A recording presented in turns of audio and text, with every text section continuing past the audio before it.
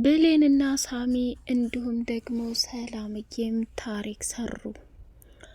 አቶ በኃይሉን ከጆ ጋር አንጠልጥሎ ለፖሊስ አሳልፎ ሰጠው። ወይዘሮ ሰላምን ደግሞ እስከ ዛሬው እንዳትሸወድና እንዳትታለል ሲል ሳሚ ብዙ ነገር ነገራት። ወይዘሮ ሰላም እኔ እዚህ ቤት የመጣሁት እናንተን ልጠብቅ እንጂ ምንም ነገር ፈልጌ አይደለም። ይህ ልጅ ደግሞ ከምታስቢውና ከምትዩ በላይ እንዲሁም እጅጉን በጣም በሚያሳዝን ሁኔታ አንቺ ባልጠበቅሽውና ባልፈለግሽው መንገድ እንደዚህ የሚፈታተንሽን ሰው በፍጹም ተራ ነገር እንድትፈጥሬም አልፈልግም። ከምታስቢውና ከምትዩ በላይ እጅግ በጣም በሚያሳዝን ሁኔታ ይሄ ጆን ተብዬው የአቶ በኃይሉ ልጅ እንደሆነ መጠርጠር አለብሽ ብሎ አላት። ሳሚዬ የኔ ልጅ እውነትህን እኮ ነው የተናገርከው ነገር አሁን ገና እንድጠረጥርና አይኔን እንድገልጥ አድርገኸኛል። አዎ ሰላምዬ፣ እኔ ካንቺ ምንም ነገርም አልጠብቅም፣ ምንም ነገርም አልፈልግም። ከምታስቢውና ከምትዩ በላይ እጅግ በጣም በሚያሳዝንና በሚገርም ሁኔታ ይህ ነገር እንዲፈጠርብኝም አልፈልግም። ስለዚህ አንቺም ሁል ጊዜ ችግር ላይ እንድገቢ በጭራሽ አልፈቅድም። ወደድሽም ጠላሽም አቶ ወንድምሽ በፍጹም ሰላም እንደማይተኛ ማሰብና መቻል አለብሽ። እንግዲህ አቶ በኃይሉ እስከማውቀው ድረስ የተወሰነ ጊዜ አብሬው ሰርቼ ነበር። አብሬው በሰራም እጅግ በጣም በክፋትና በተንኮል የተሞላ ሰው መሆኑን ማወቅ መቻል አለብሽ።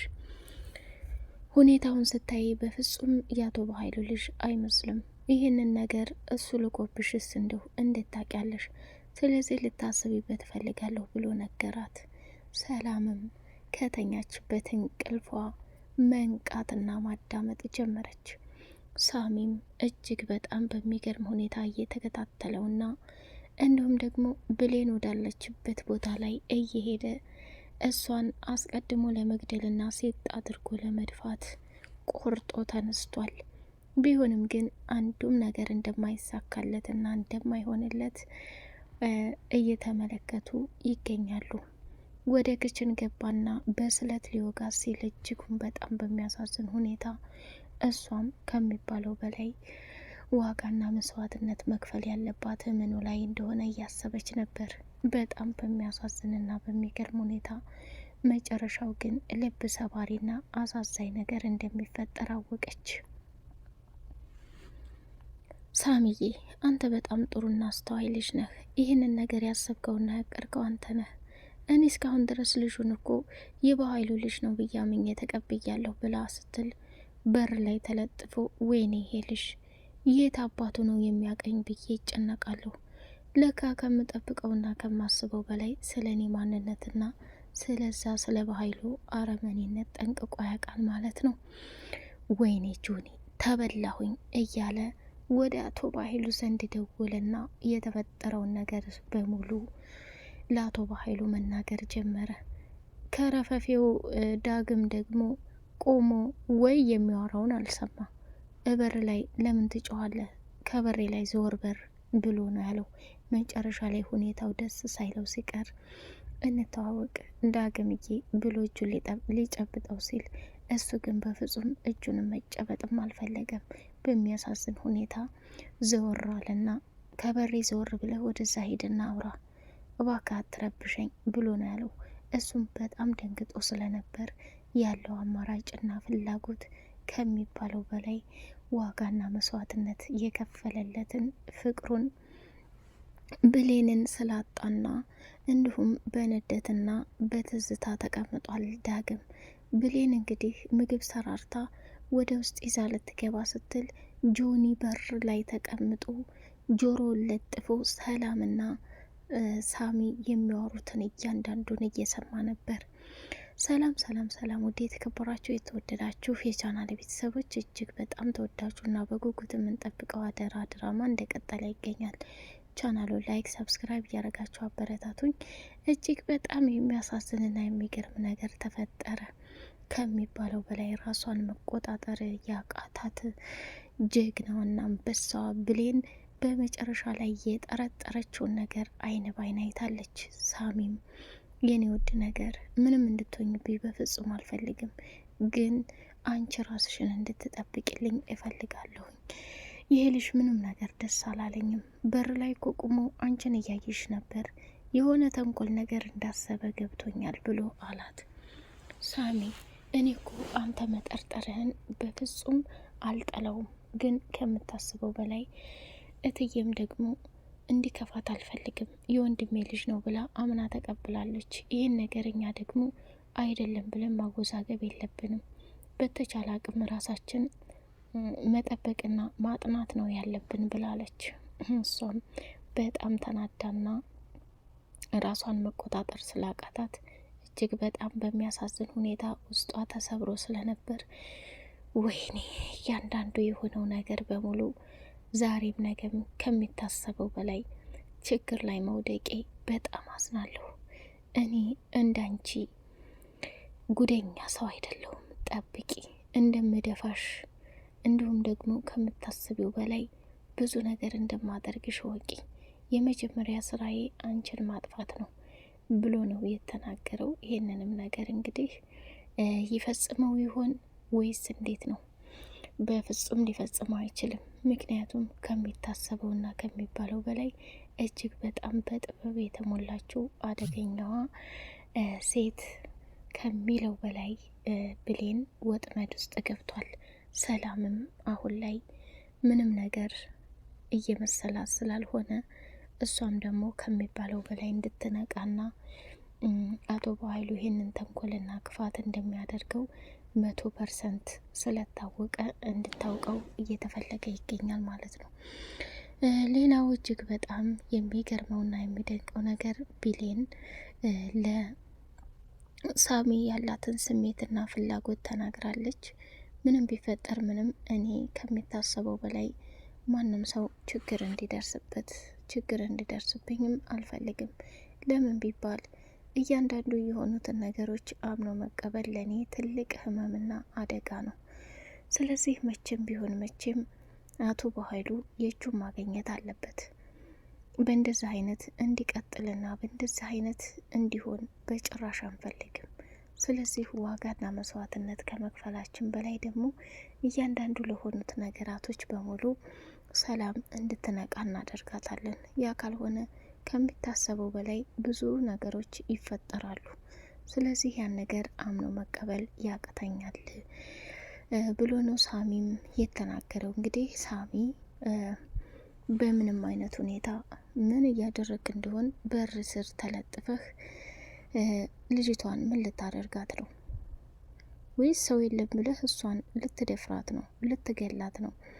እያለ ከሚባለው በላይ እያፋጠጠው ነበረ።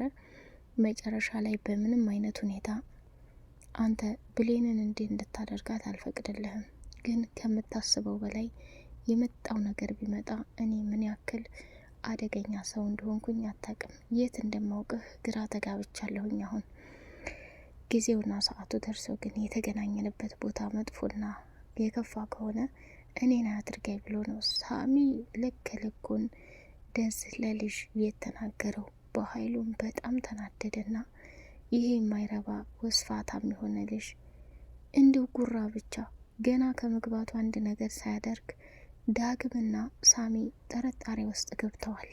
ወይ ጉዴ! እንደው ምን ባደርጋቸው ነው የሚሻለኝ?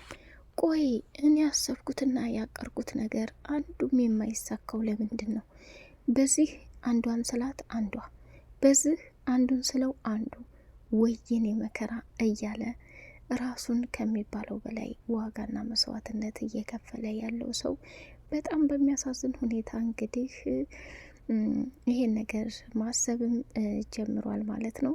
ሌላውና ከባዱ መርዶ የሚሆነው ሰላም እውነቱን ይሄ በኃይሉ እንደዚህ እያደረጋት መሆኑን ስታውቀው መጨረሻ ላይ ምን አይነት ችግር ውስጥ ትገባ ይሆን የሚለውን እጅግ በጣም በጉጉት የምናየው ይሆናል ማለት ነው። ብሌን አሁን ላይ በጣም ተጠራጣሪ ሆናለች። ሌላው እኔና ዳግም ይቅር መባባላችን አይቀርም። ሳሚ አንተ ከኔ ህይወት እንድትርቅ እፈልጋለሁ። በፍጹም እንድትጎዳብኝና የሆነ ነገር እንድትሆንብኝ አልፈልግም።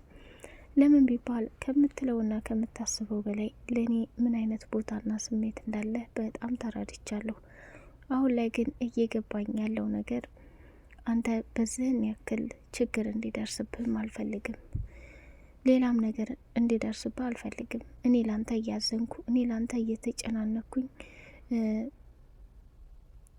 ላንተ ግን ምንም አይነት ስሜት ተለለኝ። በጣም ከባድ ነው ብላለችው። ብሌን እውነቱን ልንገርሽ፣ እኔ ካንቺ ምንም ነገር ፈልጌ አይደለም የወደድኩሽ፣ ካንቺ ምንም አይነት ነገር ጠብቄ አይደለም የወደድኩሽ እያለ ለማስረዳት ሞከረ። እሷም ደግሞ ምን አይነት ቀልና ጨዋታ ነው ይህንን ብትለኝ እኔ አምኜ ልቀበል አልችልም። ምክንያቱም እያንዳንዱ የሆነውና የተፈጠረው ነገር በሙሉ ወሳኝና አንገብጋቢ ነገር መሆኑን መረዳት መቻል አለብህ። ስለዚህ ከምታስበውና ከምትለው በላይ እኔ ላንተ ይህን ነገር አምኜ መቀበል ያቅተኛል ብላ ነው የተናገረችው። ሌላው ትልቁና አደገኛው ነገር እየተፈጸመና እየሆነ ያለው ነገር ወይዘሮ ሰላም ሳሚን በጣም ነው ያመሰገነችው። ዳግም እንዲሁም ያለፉትን ትዝታዎችና ፍቅር እያሰበ ይገኛል። አቶ በኃይሉ ደግሞ ከሚባለው በላይ የገነትን ጓደኛ አግቶ እያሰቃያትና በረሃብ እየገደላት ይገኛል። እሷም እዛ ተቀምጣ የሰው ያለ እያለች ጩኸቷን ቀጥላለች። ወይዘሮ ገነት ከሚባለው በላይ ቃልን እቃ በማሳጠብና እንዲሁም ደግሞ መከራዋን በማብላት የራሷ እንድትለወጥና ጥሩ ነገር እንዲኖራት ዋጋ እየከፈለችላት ትገኛለች። እሷም በጣም ደንግጣ ስለነበር ይሄ ነገር እንዴት ነው ነገሩ? ምንም ቢሆን ምንም ይህን ያህል ጎዳት አልችልም። ብሌን እኮ ስራ ብዙ ነገር ለምዳለች። ይቺ ባንዴ ይህን ስሪ ብዬ ይህን ጉላ ጫና ማድረጌ በጣም አጥፍቻለሁኝ። በቃ አሁን እረፍት ታድርግ፣ እኔም ቡና ላፍላና ዘና ፈታ ልበል ብላ ቡናዋን ማፍላት ጀመረች። ቡናዋን አፍልታ ከጨረሰች በኋላ ጎረቤቷን ግቢውን ስታይ በፍጹም የለችም። በፍጹም ተዚህ በኋላ ጎረቤቴን ይህን ያክል ላኮርፋት አይገባም።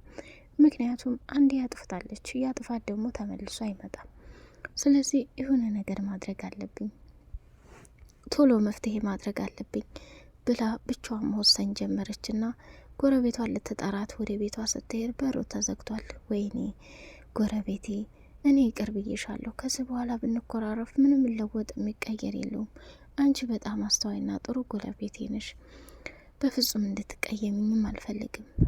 አብረን እኮ ሞኙንም ደጉንም ስናሳልፍ ደስ ይላል።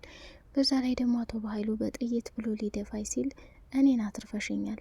ስለዚህ በምንም አይነት ሁኔታ ልቀየምሽ አይገባም እያለች ገነት ምስኪን ማዘን ጀመረች። ቃልም በጣም ድክም ብሏት ድብን ብላ ተኝታለች። እንግዲህ በጣም በሚያሳዝንና በሚገርም ሁኔታ አቶ በኃይሉም እሷን እያሰቃያትና መከራዋን እያበላት ይገኛል ማለት ነው። ወደ የተከበራችሁ የቻናል ቤተሰቦች ቻናሉን ላይክ፣ ሰብስክራይብ እያደረጋችሁ አበረታቱኝ። በቀጣይ ፓርት በጉጉት እስከምንገናኝ ሰላማችሁ ብዝት ይበልልኝ። አሰላሙ አሌይኩም ወራህመቱላሂ ወበረካቱ።